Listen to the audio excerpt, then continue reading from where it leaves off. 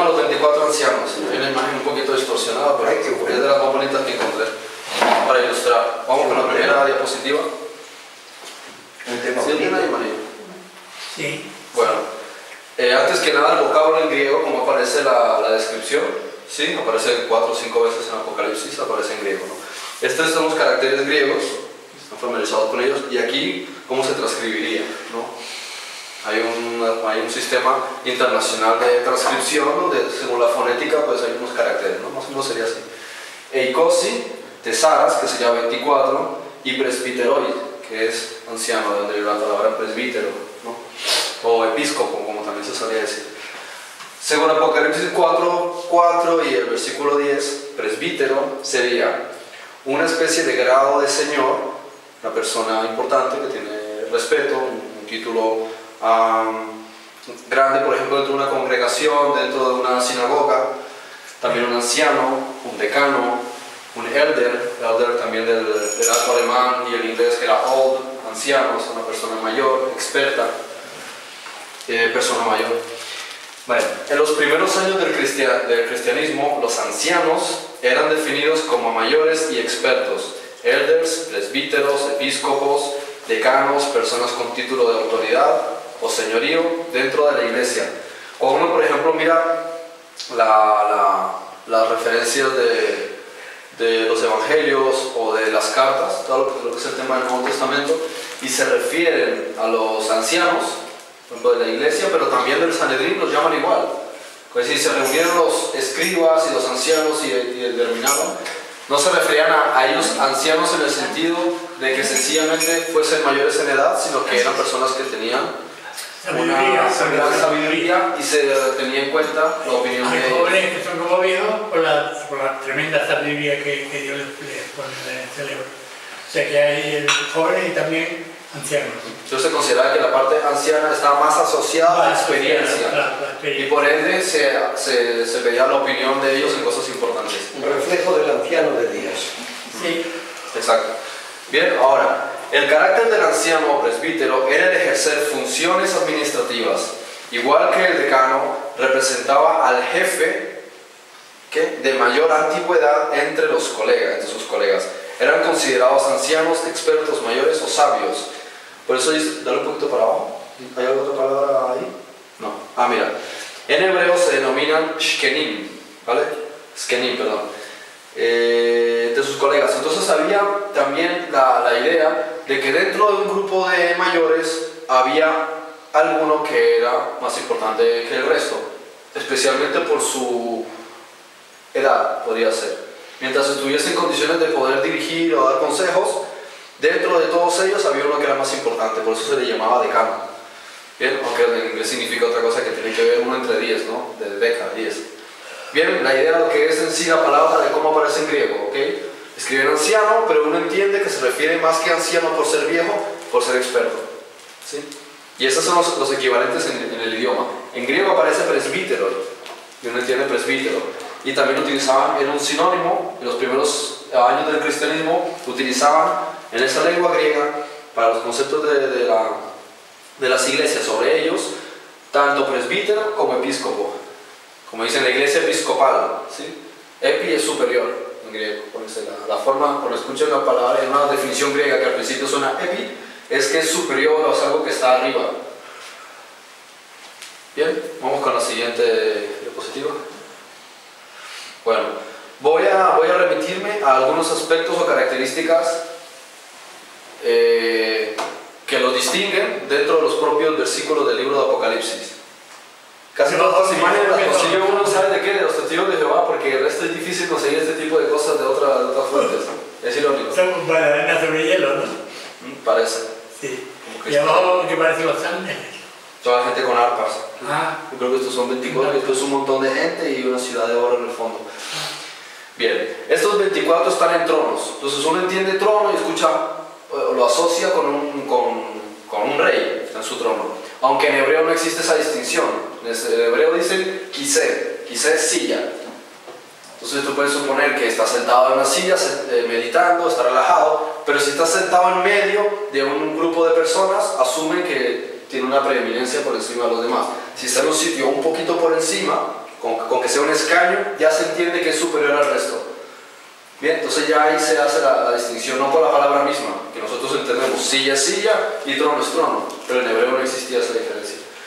Con el griego, como muchas veces les he comentado, existe este avance a la hora de profundizar intelectualmente en los temas bíblicos, porque es un idioma más rico, te da más posibilidades de profundizar en ideas. En cambio el hebreo no es tan rico en ese aunque tenga significados simbólicos muy profundos, como lengua no es tan rica como lo es el griego. Entonces es como, según el título de la persona lo trataba, ¿o cómo? Me refiero al contexto. Si ves que una persona está sentada y otra persona está sentada al lado y te dice, él está sentado en una quise y este está sentado en una quise, tú dices, está sentado en una silla. No sé si alguno es más especial que el otro. Pero si en la descripción te dicen, sí, pero él está sentado en una silla que está en una especie de pedestal, ya tú asumes que aunque sea silla y en pedestal, es que si está en el pedestal es porque es más importante el que no está en el pedestal. ¿Me lo explico? Sí, pero hay siempre títulos, muchos títulos dentro de la sociedad que se citan exactamente igual que la Biblia. Claro, pero en primera instancia, por ejemplo, tienen una visión. Entonces el que ve la visión, el que ve la visión, a lo mejor no entiende de nombres, lo que hace es describir los colores que ve, las circunstancias, las proporciones, la ubicación, las características. Por ejemplo, vi que tiene una estampa aquí, que está vestido de tal color, y con base en esas características uno identifica de qué están hablando. ¿Sí? Entonces los colores son importantes también. Claro. Bien, entonces dice que tienen tronos. Asumimos que tienen algún papel importante de gobierno o de reinado. Están alrededor de Dios. Dice que hay una imagen o una analogía de Dios en medio de ellos, ¿sí? Como si fuese una piedra preciosa por lo transparente y lo hermoso que es, y la luz que emana, que emite, ¿sí? Que sería una idea de cohorte especial que destaca por suma dignidad, ¿sí? Al estar ellos sentados alrededor de Dios, en una forma circular o semicircular, quiere decir que ellos tienen un sitio de dignidad con respecto del resto de personas. Eso quiere decir que ellos son santos delante de Dios. Y si están sentados en tronos delante de Dios, es porque son para Dios una especie de reyes o algo similar. ¿Ok? Dice, la vestidura es un punto fundamental para uno saber cuál es la dignidad del individuo. Si es puro, si no es puro, si se encarga de algo negativo, si es algo positivo. Y en este caso nos dice que esta representación es blanca, entonces asumimos que es pureza. ¿Sí? Bien. Ahora tienen coronas. Con eso se aclara que aunque aquí no nos hubiese dicho que eran tronos, ya la corona misma da por hecho que es un príncipe o es un rey. Porque otra persona no se pone una corona, ¿no? Asumimos que tiene que ser un príncipe o un rey. Y nos dice, va a título real, y nos dice que es de oro. Entonces ya suponemos que es rey porque el príncipe es plata y el rey es oro. Y el oro también es el símbolo de los dioses, ¿sí?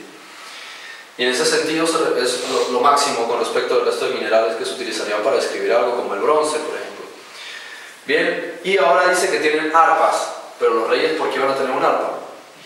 Hasta ahora nos han dicho que están alrededor de Dios personas muy importantes, pero ahora dice que tienen arpas, pero uno no ve un rey con un arpa, a menos de que él mismo quiera consolarse a sí mismo escuchando una melodía que se le ha ocurrido, ¿sí? Pero en este caso hay que ver el contexto y yo todo esto lo quiero sacar a colación para que nosotros vayamos aduciendo qué es. No que yo diga esto es tal cosa, ¿no? Ahora, el arpa es un símbolo de lo celestial, lo elemental y los planos sutiles de existencia, ¿sí? La espiritualidad, lo que es lo astral, lo que es lo puro, ¿sí? Lo magnífico.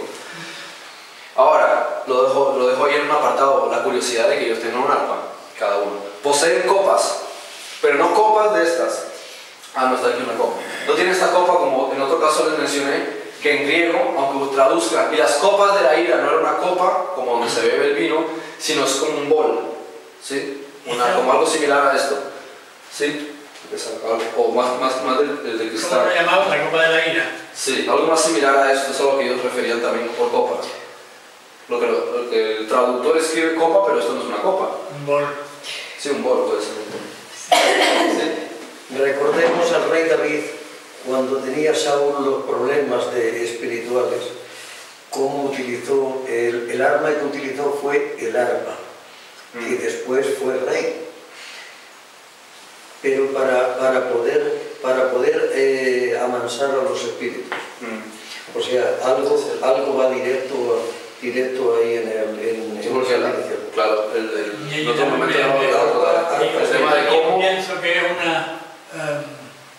Es la música vibra, el cuerpo vibra, entonces es una vibración, entonces la música influye en los estados de la mente, el alfa, beta, la frecuencia en la que la persona está, y también estimula los aspectos vibracionales con respecto a otras entidades, ¿no? Bueno, bien, entonces tienen arpas, tienen copas, pero esta copa es del vocablo griego fialas, que es un cuenco destinado a ofrendas. Más concretamente, más que el otro, en este caso se refiere a un fialas, ¿sí? Un cuenco destinado a ofrendas. Y dice que es de oro, una vez más el mineral de los dioses, que tiene incienso, que ahí mismo explica que son las oraciones de los santos. O sea que ellos están haciendo de mediadores, porque si yo tengo un cuenco que representa lo que la gente ha orado, ¿qué hacen las oraciones aquí? Porque las oraciones no... O sea, si yo como persona le doy a Dios una plegaria, y esa plegaria no se traduce en una respuesta, ¿a dónde va esa plegaria? Dios diría, espera que todavía no la he llevado a cabo, y esa plegaria se queda en el aire. Entonces una forma representativa diría que está ahí en el bol, está esperando a ser derramada la plegaria. ¿Y por qué ellos la tienen en sus manos? Quiere decir que ellos están haciendo intermediarios para que Dios opere a través de lo que ellos van a hacer. Entonces van a ser personas, o son personas, que por encima del resto de siervos de Dios son los que son intermediarios para hacer la justicia de Dios, que es servir a los siervos las oraciones que han pedido, materializarlas. ¿Okay? ¿Se entiende hasta ahí? Bien.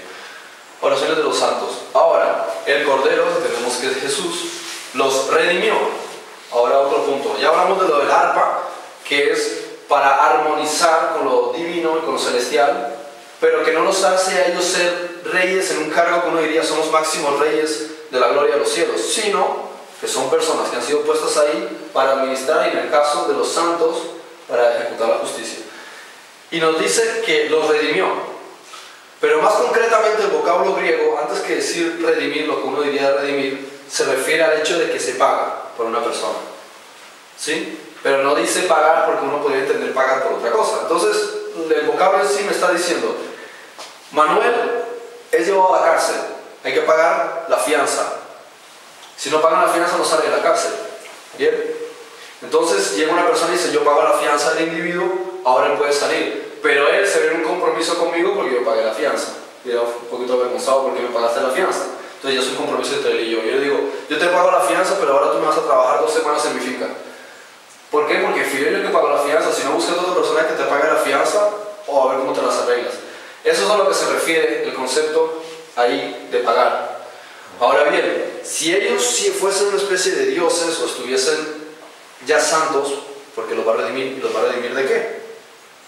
Para redimir a alguien quiere decir que esa persona ha estado aprisionada, sea por el pecado, sea por el inframundo, sea por algo, y pagan un rescate por él.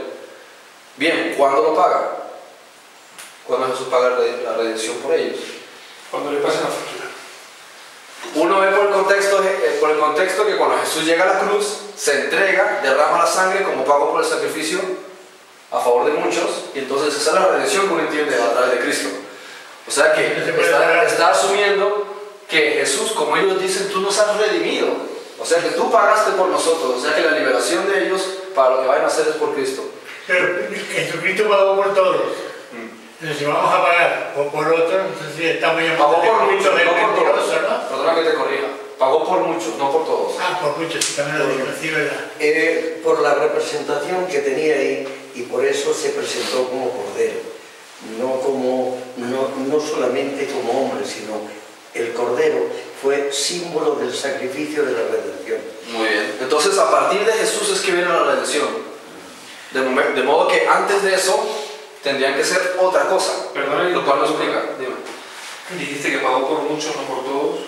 El dicho que se dice, lo que se suele decir, que Jesús murió por la humanidad. Por todos los que estuvieron, los que estaban y los que están. No por los que creen en su nombre, dice. Claro, porque o sea, no todos son verdaderos. Se aplica, o sea, se aplica. Dice que pagó por muchos, ¿a qué se refiere? Es como si dijeses, este papel es válido a partir del sacrificio de Jesús. Pero este papel dice que tienes que seguir ciertos requisitos. Se dice los que creen en su nombre, bautizado en él, que siguen sus lineamientos. ¿Tú lo has hecho? Sí. Ah, listo, entonces se aplica para ti. ¿Tú no lo has hecho? Pues no, no se aplica para ti porque no es que él murió como si no tuviese nada mejor que hacer y de una obra de caridad, sino porque él hace es lo que acabo de decir. Es la redención. La redención quiere decir, yo pago por tu liberación, la tuya, la tuya, la tuya, la tuya. Pero no te pago, tienes que no hacer. pago, sí, exacto, pero no pago la redención, o sea, tu fianza por alguien. para que claro, para que una vez fuera diga muchas gracias, gracias por el favor, adiós. Yo Sí, creo que que no, ahora trabajas para mí. Lo que ha hecho Jesús es liberarnos a todos los que dicen que somos cristianos para que ahora estés comprometido con él. Claro, y ese es el punto, gracias por enfatizar, porque esto es el punto al que quiero ir aquí. Dice, aunque el vocablo griego... No hay libre albedrío. Si dice Vale, que eres cristiano, ahora entro en eso. no vale. Y gorazas, que es el término que aparece, es comprar, que es aún más que decir que paga un precio, está diciendo que lo compra.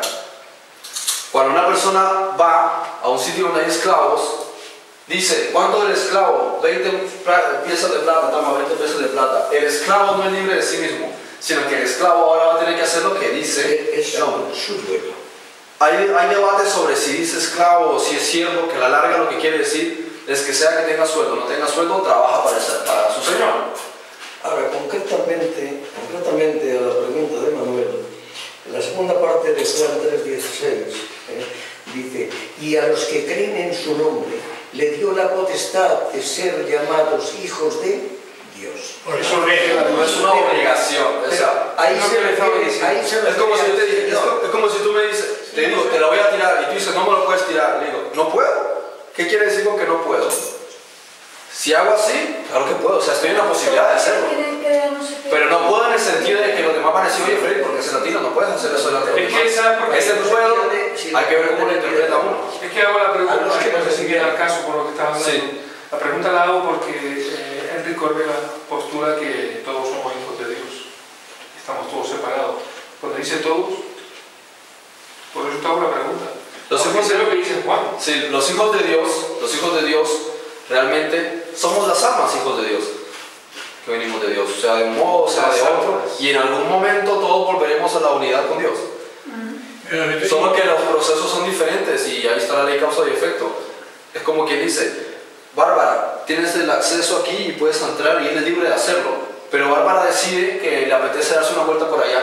Eso yo no se lo dije que lo hiciera, pero tampoco le decía que no lo puede hacer, es su libre albedrío, pero ella tiene la puerta de acceso. Ahora pasa por ahí y de repente se le tiran los pájaros encima y le pican los ojos.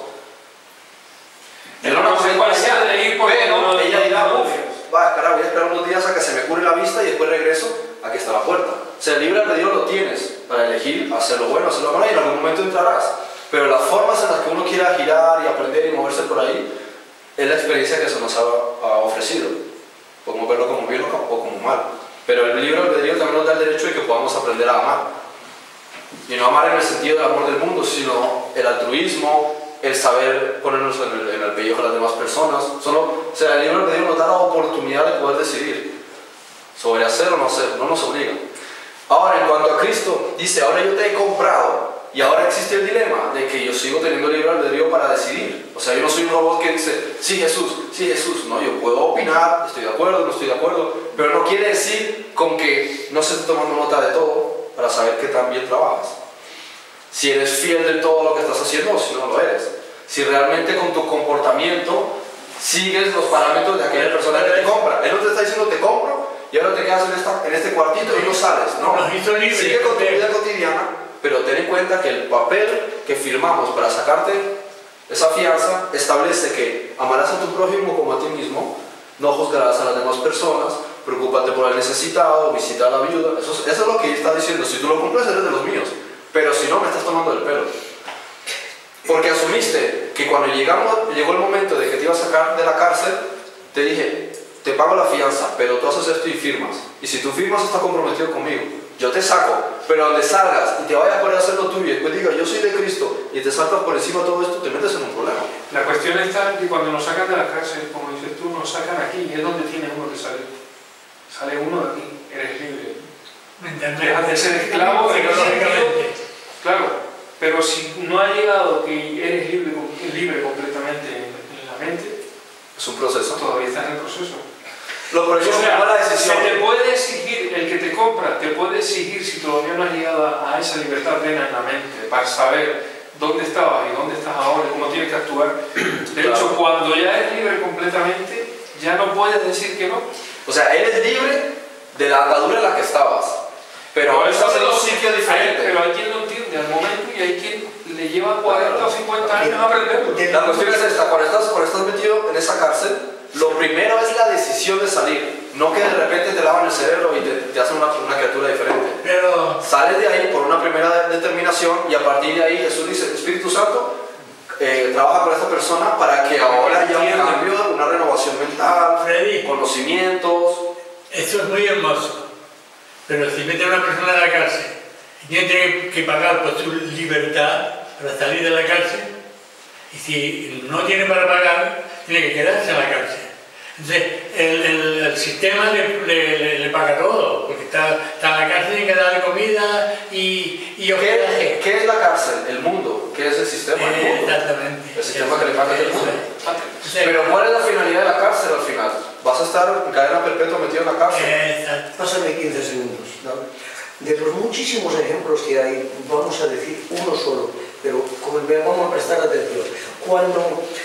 Cuando iban a apedrear a la mujer adúltera, estaba tan en el mundo como todos estamos ahora.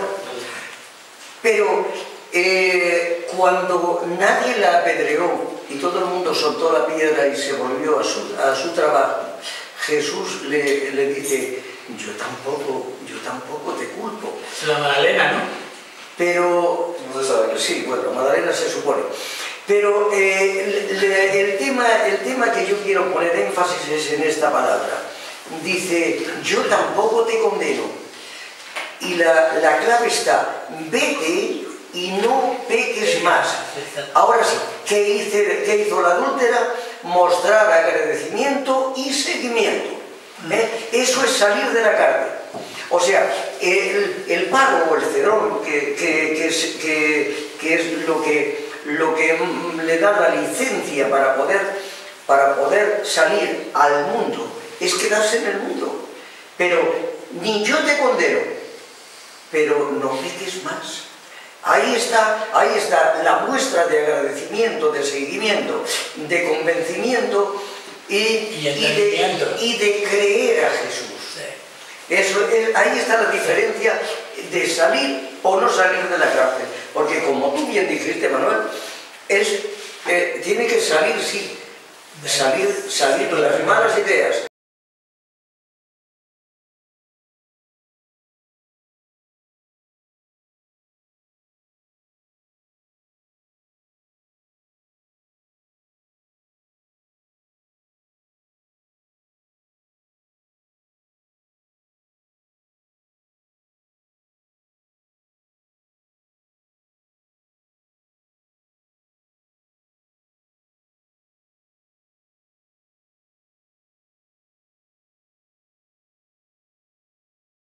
Digamos que solamente una minoría más o menos entiende de qué se trata y lo aplica. Los demás son cristianos de nombre, o sentirse identificados con alguna causa o algún ideal o alguna teología. Sí, una cosa es decir yo soy, pero tiene que ser. Claro, No ser que soy. claro. Lo dice de palabra, pero no lo es. Y el hecho de que la idea fundamental se va a materializar cuando las cosas cambien, cuando haya pasado el Armagedón y cuando inicie lo que llamamos el milenio mesiánico. Ahí es donde realmente se aplica eso contextualmente. Y por eso dice que seremos siervos. ¿En qué sentido? Dice, reinando como si fuésemos sacerdotes. Pero los sacerdotes no son reyes. Entonces es un estilo de reinado diferente, donde hay reyes que sí son naturalmente reyes, y hay otros que son sacerdotes, pero tampoco son exactamente sacerdotes como uno los entiende. Entonces tienen un título que es tanto sacerdote como rey. Y ya entraré más en énfasis a medida que pase la clase, en la próxima clase que voy a hablar sobre Melquisedec. Por eso hay gente que no quiere saber nada de Jesús, yo sacerdote.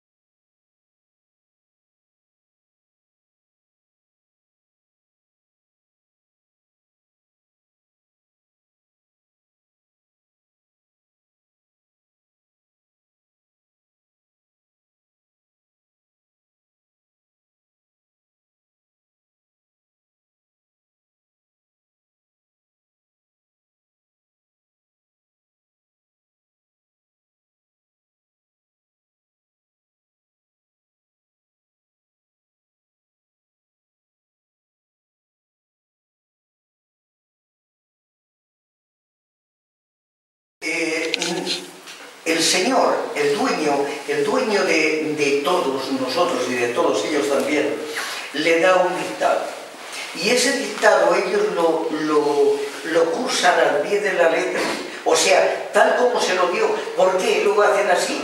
Porque es el representante en ese momento de aquel que envía el mensaje. El problema está en el receptor. Es equivalente a hablar el propio Jesucristo desde su trono. El problema es el receptor de Dios. Por eso El receptor no está en sintonía, por eso interpreta como quiere.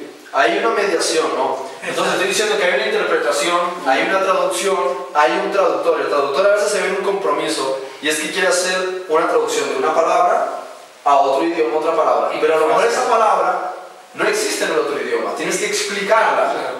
Pero ahí abajo lo aclaras. Sí. Dice que es reyes porque reinaremos con Cristo 1000 años. Claro, entonces eso es lo que quería Y decir. sacerdotes de Dios y de Cristo. Entonces es como un título, como cuando dice que somos dioses porque nuestro Padre, que el Todopoderoso Dios. Entonces es un título, no es que vayamos a ser reyes. Pero aquí hay un dato que quiero ver sobre la traducción. Cuando llegamos al punto donde el traductor tiene que traducir, a pesar de las complicaciones que él tiene, también hay que ver qué tan fiable es el texto con el que está trabajando. El texto griego, aunque del Nuevo Testamento sea lo mejor que tenemos, no quiere decir que sea unánime entre todas las versiones que hay. Por eso puse aquí Westcott and Hort, que es una de las versiones más conocidas del griego, y también Estle Aland. Sin embargo, hay una versión más antigua que se ha encontrado que pertenece al Imperio Bizantino, de la época bizantina. Y los dos no son iguales en este punto. Bien, por eso tengo que hacer una comparación y decir, miren, la mayoría de casos lo que aparece es reino.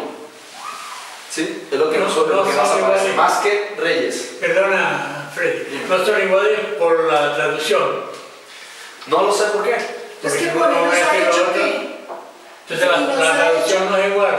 Si la palabra es reino y no reyes, ¿qué diría entonces? Quiere decir que ha creado un reino para nosotros. Sí, para Y los nos que ha hecho son sacerdotes para ese reino. verdaderos creyentes, me supongo. El que es y hace. Imaginémonos que Jesús nos compra y Sí. dice, ustedes van a ser para mí. Sí. Porque yo voy a establecer un reino. Ustedes tranquilos, ustedes no son parte de la construcción de ese reino. Cuando construye el reino, dice, ahora he hecho este reino. Venga, en este reino ustedes van a trabajar. Pero ustedes no van a trabajar como vasallos de otras personas, ¿no? Yo los compré para que ustedes sean mi cohorte de monarquía. Y claro, si somos la esposa de Jesús y Jesús va a reinar, nosotros vamos a... O sea que podemos asumir que si uno no exagera en la interpretación, podemos tomar ambas cosas. Claro.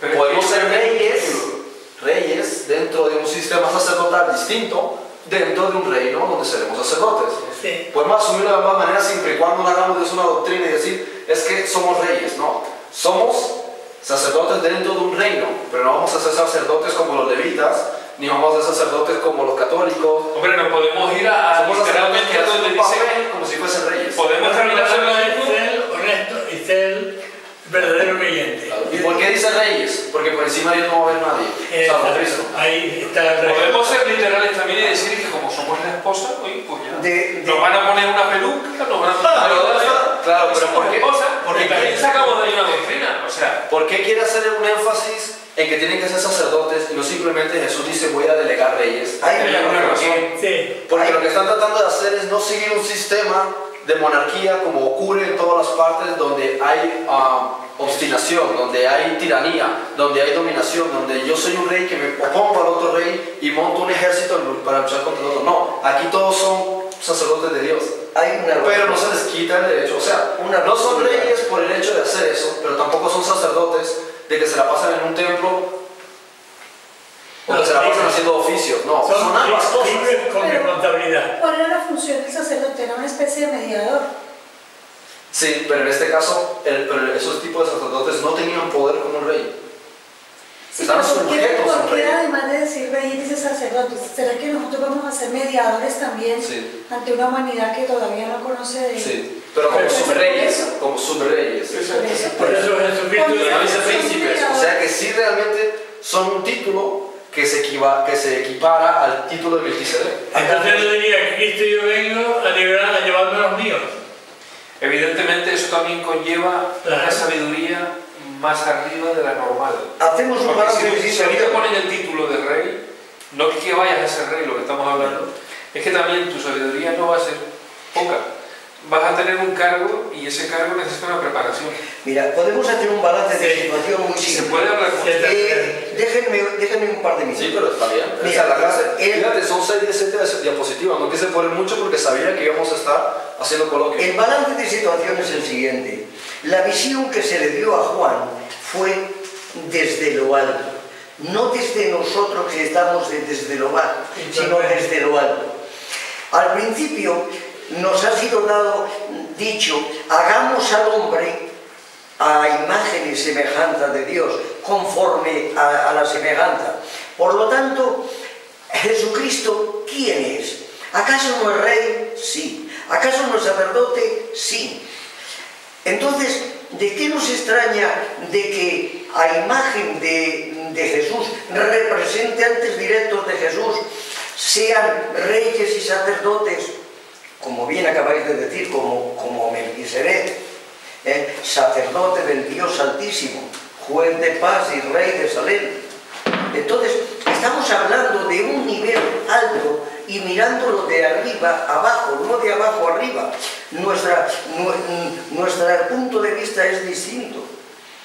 Y ahí es donde no encaja nuestro sistema al sistema que estamos viendo ahí. Pero también dijo Jesucristo, yo vengo a los míos. No dijo, vengo por todos. Vengo a los míos. De todas maneras, Y a los míos Opera primero con los suyos y esos suyos operarán y ya con el resto. después. Para ellos hacen de intermediario con los pero va a ser eternamente. Lo de rey y sacerdote sobre todo. Se entiende Porque la eternamente. clave está en Efesios, donde dice que la multiforme, para llevar la Sí. multiforme sabiduría. Pero no deberíamos interpretar esa eternidad como un cargo aburrido para No. siempre haciendo. Eso es más glorioso lo Eso que esa palabra pueda ese definir depende así. del concepto que Claro. de lo que tú entiendes por sacerdote. Si tú entiendes por sacerdote un tío que va de negro y está metido en un templo oscuro, Claro, pero esperando eso que no venga es alguien eso. para decirle vete y reza, oye, pues yo no quiero ser sacerdote. Es un pero tipo de rey, eso no tiene nada que ver. es un tipo de rey, pero que hace mediador espiritual. El ejemplo está en Jesús. Jesús ahora mismo es sacerdote del Padre. Es sumo sacerdote del Padre. Sí. Entonces, ¿qué está haciendo Jesús ahora mismo? Está trabajando para sacar adelante esta empresa. Sí. Y seguro que tiene una de trabajo y no es nada aburrido.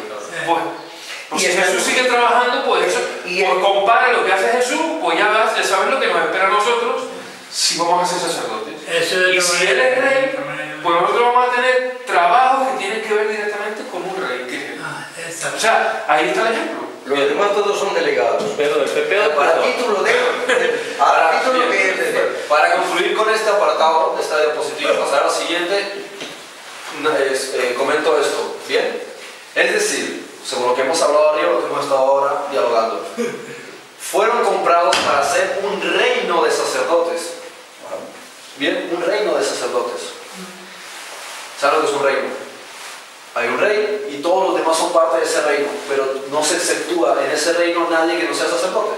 Y los sacerdotes quiere decir que el rey es espiritual y todos los demás van a ser seres espirituales, no espirituales fuera